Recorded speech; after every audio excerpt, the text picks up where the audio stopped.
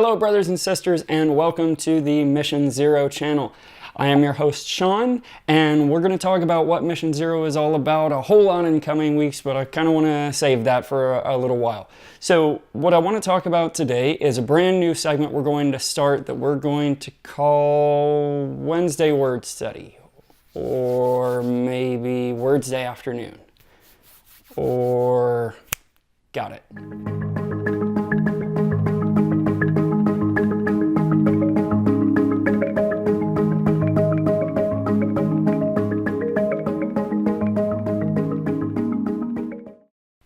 Okay, so what is the Word with Friends going to be all about? So one of the things you really have to understand about me is that I am a ridiculous language geek. I love all forms of communication, all forms of language. Just the interaction of people really just gets me going. And so what I want to devote this series to is delving deeper into sort of the words we use and some of the concepts we think about. And yes, I am a Christian, so we're going to use a lot of biblical stories about that and really do some deep Bible word study. But that sounds kind of dry, and why would you want to do that? Well, because I think it has a tremendous amount of impact on your daily life, and it can have a profoundly transformative impact on your life, even if by some measure you're not a believer. So let's talk about that for a second. Every time someone does a study, they find that about 80% of Americans believe in some sort of higher power. I call BS on that. 100% of human beings believe there's a higher power. Some people just have a problem describing it or admitting it or allowing that idea of tradition and, religion to take over. But everybody has this thing inside them that says there's more than what I can see. There's more than that is here. So let's talk about two really incredibly powerful words. Both of them are English words today, although we'll do a little Greek later. Both of the words we're going to talk about are based in Latin, because most of English is based around Latin. And so the two words for today are perspective and context. So let's delve a little bit into those. So perspective. Perspective is made up of the Latin words per and specere. Per means through, and specere means to look. So perspective really means to look through. Well, what does that mean? What it really is talking about is an alignment, right? If you're looking at something, you have a particular perspective, and what that means is you have a particular target on it. So if you think about maybe in geometry, right? You have point A, you have point B, and you can draw a line between them. But if you have a point C up here, you can draw a line through point B as well, but both A and C are going to have different perspectives. They're going to have a different view of it. Well, why is that important? Why would you need to understand that? Is we're going to talk about a lot of stories today where perspective is incredibly important, and being able to analyze what is your perspective and why is your perspective that way is critically important. Second word we're going to talk about is context. So context is made up of the Latin con, which means together, and texere, which means to weave. So context is to weave together. Now that's a pretty interesting one. We know we've heard the word context. People talk about don't take that out of context, put that in context, But how does that really map to weave together? The Bible, and really Bible, the Quran, any holy book is really a good example of this, because people talk about don't take that verse out of context. What they mean is, and in fact, if you look up the Webster definition for the word context, you'll find that what it means is to take everything before and everything after. And so what people really are saying is you can't take one thread out of the tapestry, one thread out of the weaving, and view the entire weaving, right? You lose something by just taking the one thread out. And in fact, that's true of every holy book, is you cannot take one sentence, extract it from the book, and use it to any meaningful purpose. Because if people don't understand everything that came before and everything that came after, they don't understand. Their perspective is flawed. And so the job of anyone who would minister, anyone who would teach, anyone who would outreach to to another person on a subject is responsible for setting the correct perspective and helping to set the right context. And so in the terms of the Bible, you really can't take one single point out of the Bible without absolutely destroying its meaning, right? Every single thought exists only in the entire weaving, in the entire context of the whole of the Bible. Well, that can be really intimidating to people. So how do you break that down? I think it's really about telling the whole story and then picking out the idea that you want to talk about. And so we're going to talk about a few of those today. So, I said we were going to study a little bit of Greek, and so let's jump into that right now. But before we do that, let's sort of set perspective over here and context over here, because we're going to talk about those again as we go through this. So, the Greek word I want to talk about today is the word pytho. Pytho. Okay, what is pytho? First off, if you are ever a fan of Greek mythology like me, you might recognize the name Pytho, because in the Greek pantheon there was, gods and goddesses for just about every subject. Pytho was a minor goddess. She was actually an attendant of Aphrodite, so she was sort of the assistant, the understudy of Aphrodite. She helped Aphrodite out. Aphrodite, of course, being the goddess of love and beauty. Pytho, however, was goddess of a slightly different set of tools. She was the goddess of persuasion and seduction. And in fact, when the gods were creating the very first woman, Pandora, Pytho was one of the attendants who was responsible for braiding Pandora's hair and adorning her with beautiful adornments. If you think about that, that makes a great deal of sense. She was making Pandora more persuasive, more seductive. But what I want to talk about today is not just this goddess, but the word that came from her name, right? All of the Greek pantheon, they had a name, but that name was also used as a word, as a verb in their language, in their ideology, right? So Pytho's name means to persuade or seduce. So in Greek, the word, at least in Koine Greek a few thousand years ago, the word for persuasion was pytho. Now, how does that have any relation to your life, or why do you care about that? We all watch Law and Order. Okay, so in Law and Order, there's always that segment where the slick lawyer is trying to convince the jury of something. The lawyer is trying to pytho, trying to convince or persuade or seduce the jury into believing something.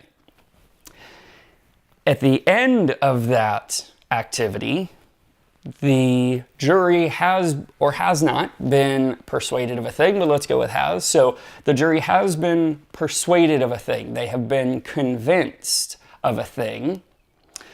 If you wanted to name that thing that they have, that amount of convincedness, I know that's a weird word, but go with me here, right? So you've been convinced of a thing. That is an entity in and of itself, right? Your convincedness is a thing.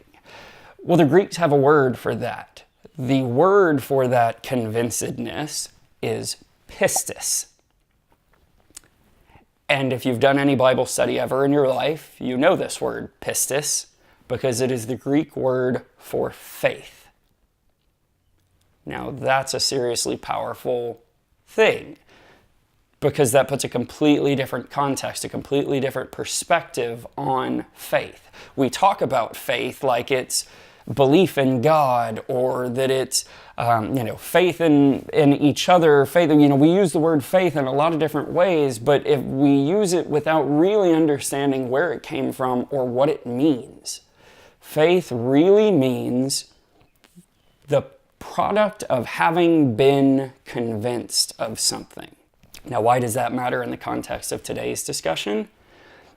Well, because if you think about faith as what you are convinced of, and 80% minimum of human beings believe in a higher power, then faith has nothing to do. Nothing, hear me brothers and sisters when I say this, faith has absolutely zero to do with your belief in God. It is nothing at all about whether or not you believe in God, because you do.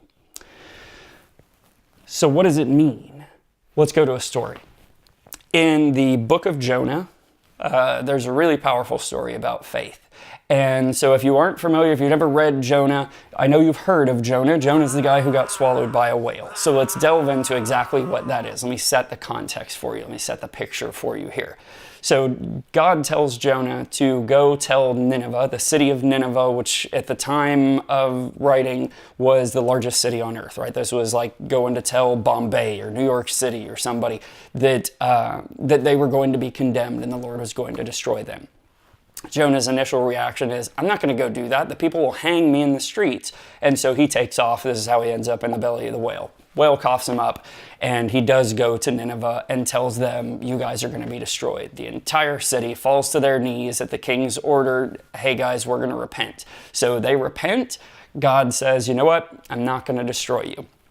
Jonah gives the most beautifully modern answer he could have ever given, which is, I knew you would do this to me.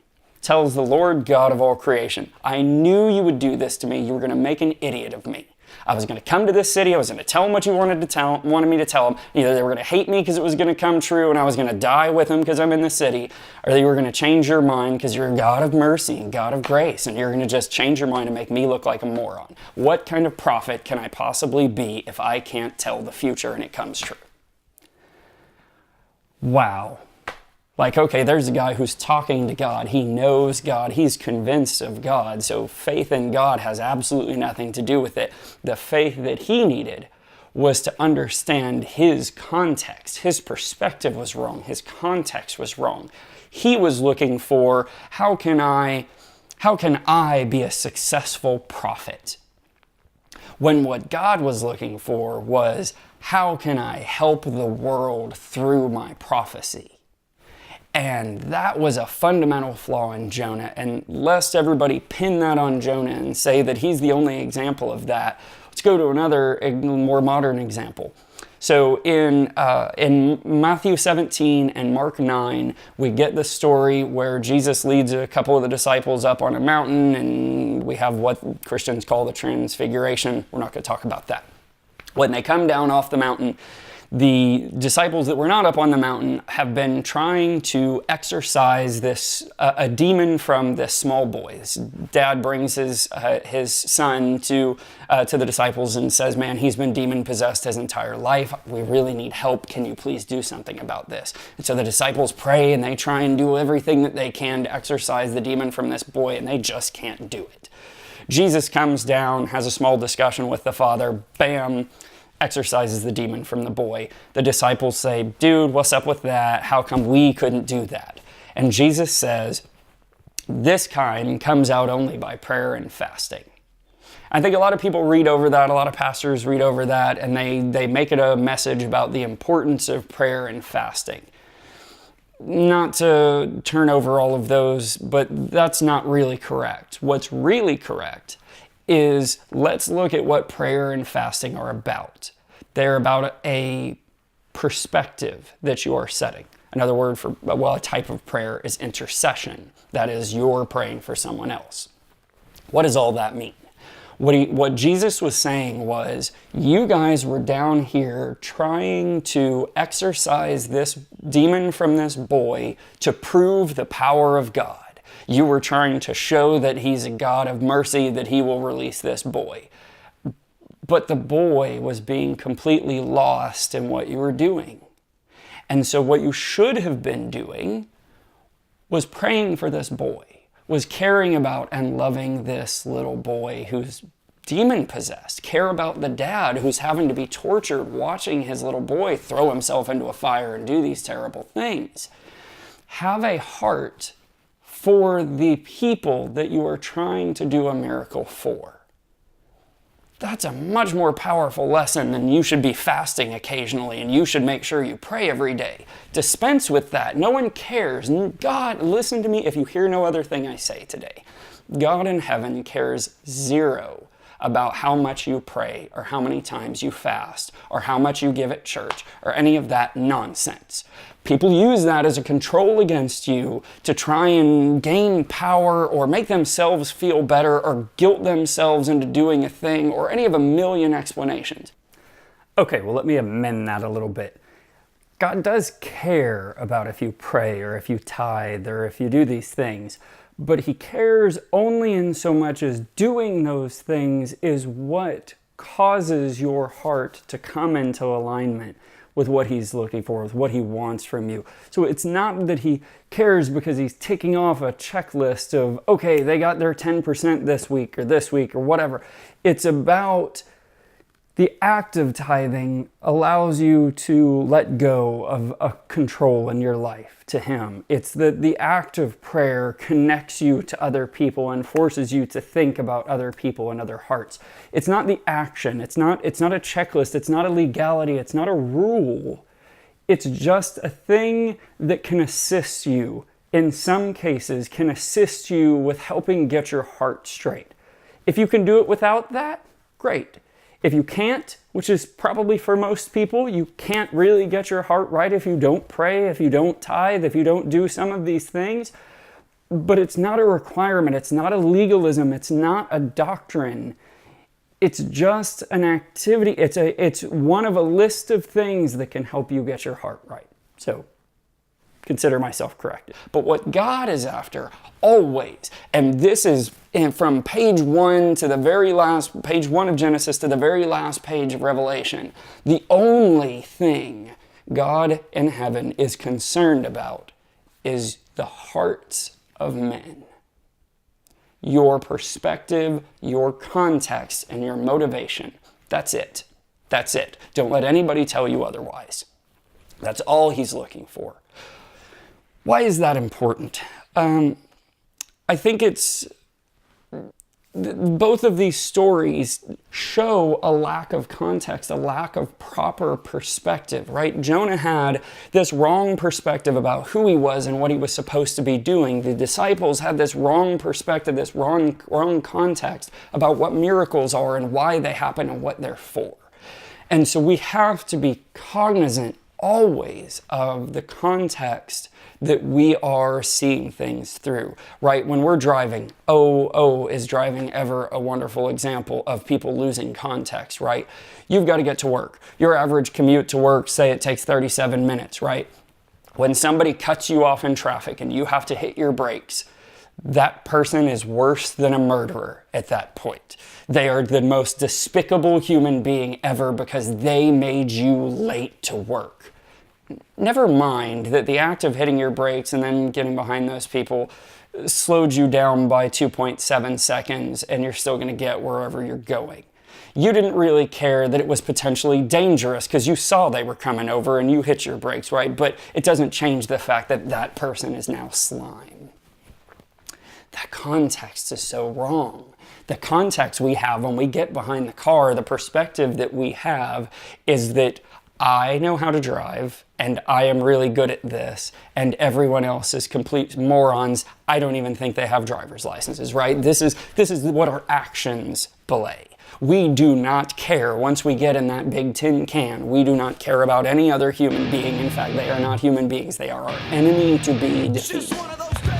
Man, how could you not have gridlock traffic and terrible behavior and people cutting people off and people who don't have any kind of politeness?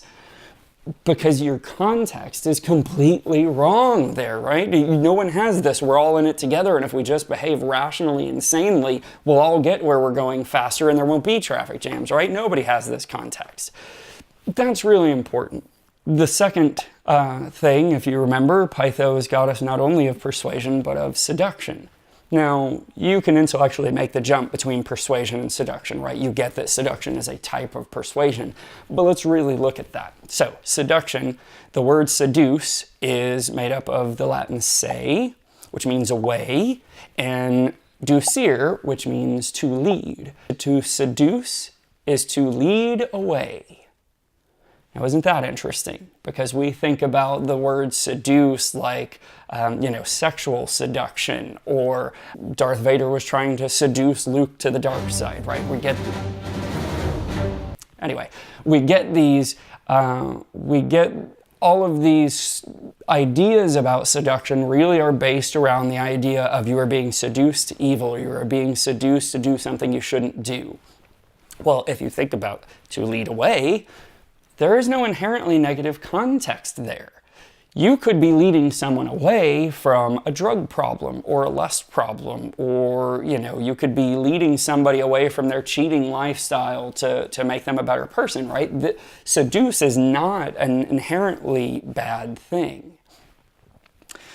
There's a really cool story that in the Bible that I desperately love, and I think a lot of people, in fact, I would venture to say millions upon millions upon millions of people since this story was written down have gotten the intent of the story, the context of it, and the purpose of it completely wrong. And so I want to dive into that today. So, Genesis 11, you get the story of the Tower of Babel.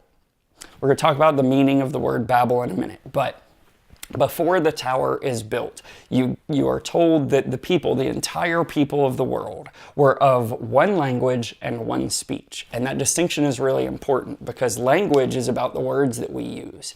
Speech is about the meaning that's conveyed, and we will talk a whole lot about that. And in fact, the difference between language and speech is exactly why Mission Zero exists, why I want this segment to exist, and what we're going to exclusively talk about in the Word with Friends sessions. But the tower, the people were of one voice, and so they set about one mission. They collectively set about building a tower to heaven. And the story we get in the Bible is that the angels come to God and they say, look at what these people are doing. They're of one mind. God says, oh man, they're of one mind. Nothing will stand in their way. They can't, we gotta do something about this. And so he reaches down, finger God style, destroys the tower, scatters the people, creates new languages, new races, new cultures. Millions of people, pastors and priests, and just millions of teachers have told this story as a punishment. That people's hubris led them to do a thing that God was not going to have, and he smote them. And let me just tell you, that context is wholly wrong. That's a stupid message. I'm not calling anybody, if you've ever preached that message, I'm not calling you stupid. God, I love you. But that message is wrong. It's foundationally incorrect. Why is that? Let's look to the very word Babel. The word Babel is a Hebrew word that means to confuse by mixing together. Now, before any racists kind of latch onto this as a thing that says, haha, you're supposed to be separate. No. What this is talking about is taking, lemonade and orange juice and mixing them together until they're this muddled flavor that just has no distinction. It's just kind of bland nastiness, right? We've all had that thing where, you go to a Mongolian grill place where you've got to cook your own stuff and you think, oh, I love all these ingredients, and you're going to pile them together, and then you get your bowl on the other side and it's like, this is terrible. Who would have done this, right? We're familiar with this idea of to confuse something by mixing it together. And so that's really what Babel means. And so how is that important to the story? How does that change the story? What God was doing was not punishing people for being unified.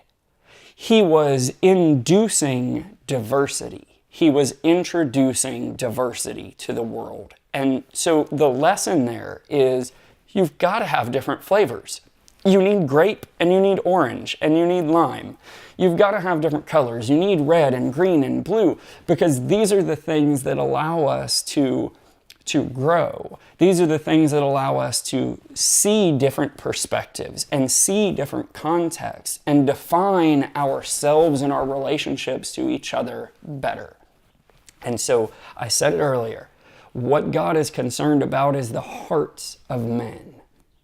And so Babel was about exactly that. He looked down and said, these people are just doing. They don't believe in anything. They don't have anything. They're not trying to grow. They're just executing. They're just doing. And in fact, I would challenge you, Find one single instance in all of human history where a group of people got together and enforced their sameness and anything good came of it, right? Westboro Baptist Church, the Third Reich, right? The slavers in early American history, the slavers in early Jewish history, right? All through history, anytime a group of people get together and decide this is what we are, these are the boundaries of our group. This is the list of traditions and things that we believe in. This is our doctrine. Every single time in the whole of human history, from the very beginning until whatever the eventual end is, that is a horrific thing because it causes an increasing amount of seclusion, an increasing amount of constriction, right? It starts off with, take the Third Reich. It started off with, workers unite. Let's come together because we have been trodden under the feet of these rich people, so let's band together. That's a noble cause, right? You want equality. We fight for that today, the equality of men, to treat people fairly.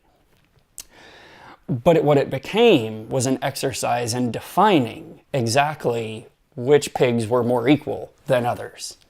And that's always what it comes down to. You become, someone fights against the structure that you've set up, and so you exercise that person.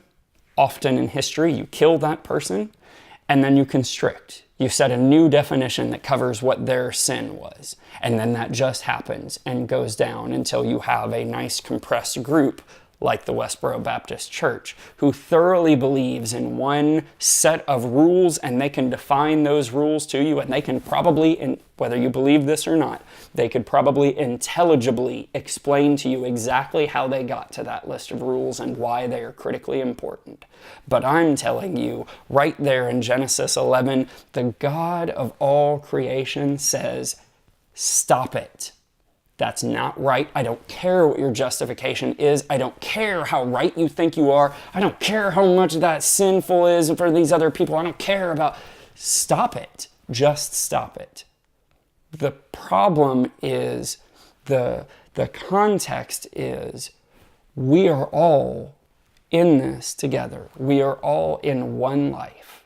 We are all different cultures and different languages and different colors and different ideologies and different doctrines. And that's a good thing. There's this need for contrast in the world. And so I have a challenge for you today.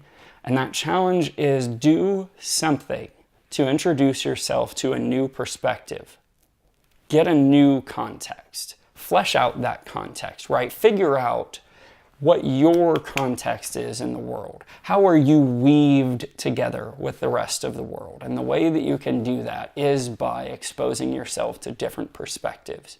Go to lunch with somebody you never go to lunch with. Go to a lunch place you don't go to normally. Listen to a style of music that you don't normally listen to.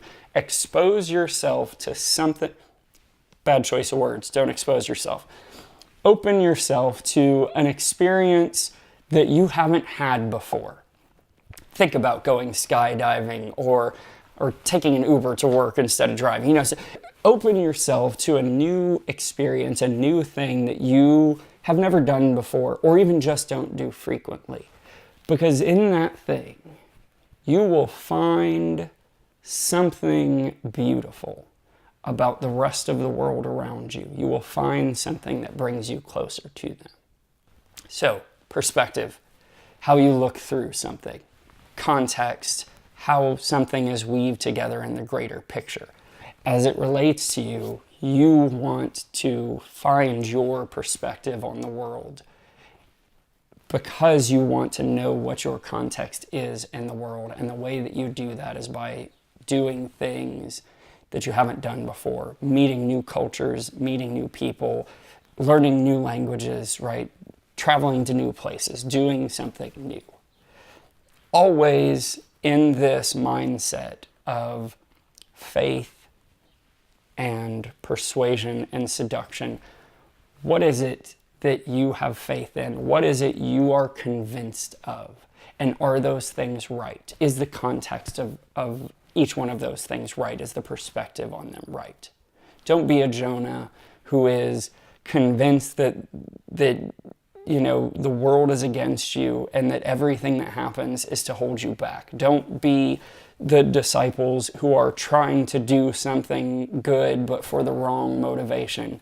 Don't be the people who are trying to build the Tower of Babel by attaching themselves to other like-minded people, right? In 1 Corinthians chapter 13, the Apostle Paul wrote, "Love seeketh not her own." It's exactly what we've been talking about, right? You don't seek the unity, seek the difference, seek the diversity. Always seek the diversity, not just in skin color or belief system, but the diversity of thought and ideas. So that's critically important today. So I'll cut it at that. I love you all. God bless you. And next week, we are going to talk, I think, about fear, because there's some really deep stuff to get into there, and it's been a pretty popular subject on YouTube lately. So that's what we're going to do. If you like the video, give me a thumbs up. If you didn't like the video, well, feel free to give me a thumbs down and send me some hate mail. I'd love to have a discussion with you about what you think is wrong. Subscribe if you like it, and hit the bell if you want to see all the new videos. And, we're going to start this as a weekly series on Wednesdays, but I do have a couple of other ideas for other things I want to start during the week. So, peace out.